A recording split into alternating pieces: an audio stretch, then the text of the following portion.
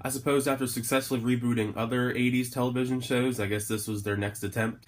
This time around, it's Baywatch. I'm not sure if anyone really asked for this movie, since Baywatch was kind of ridiculous even back in the 80s and 90s, but, it happened anyway. And they got The Rock to star in it, and I still have no idea how The Rock has time to do all of these movies and television shows. But, somehow he makes it work. Anyways, Dwayne The Rock Johnson in this movie plays Mitch Buchanan, who's the head of the elite squad of lifeguards, known as Baywatch, obviously. And he really doesn't get along with this new recruit to the Baywatch team, played by Zac Efron, who's this former gold Olympic medalist swimmer, who's super cocky, but together they discover this local drug smuggling ring that's going on, and they attempt to uncover and foil the criminals' plot themselves.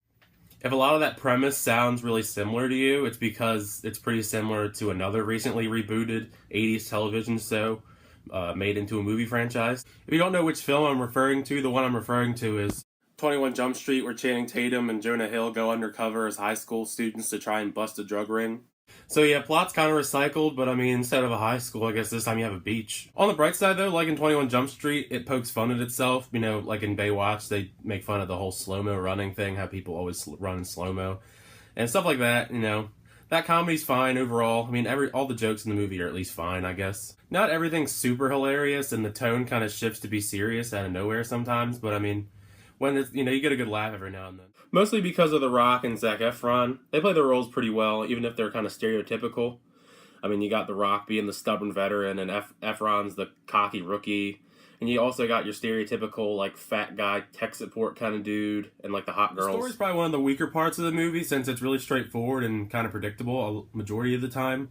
But I don't think you're really supposed to take the story and everything seriously, since it is a Baywatch movie.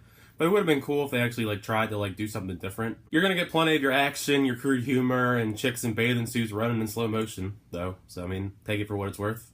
It might have just been me, but it really bothered me how bad the CGI looked in a lot of the scenes that had CG.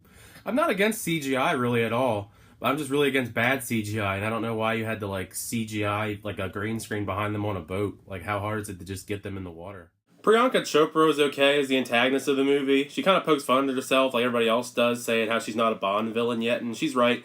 She comes off mostly as a Bond villain with her goons and all that. I know that they're supposed to be lifeguards and not actual detectives, but I have no idea how it took them so long to figure out completely that she was the bad guy, because she made it so completely obvious. But anyway, to grade this movie, I'd give the movie Baywatch a C-. It might just be because I had low expectations going in, but even though the movie had a lot of flaws, I didn't have a hard time watching it at all, really.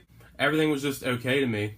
Of course, with this kind of movie and source material, you're not supposed to really take it that seriously. So if you just want some decent action and comedy, during the summer, it's one of those movies I'd recommend at least to go check out. But anyway, thank you for checking out my short review of Baywatch. Feel free to leave a like, comment, or subscribe. It comes out this weekend.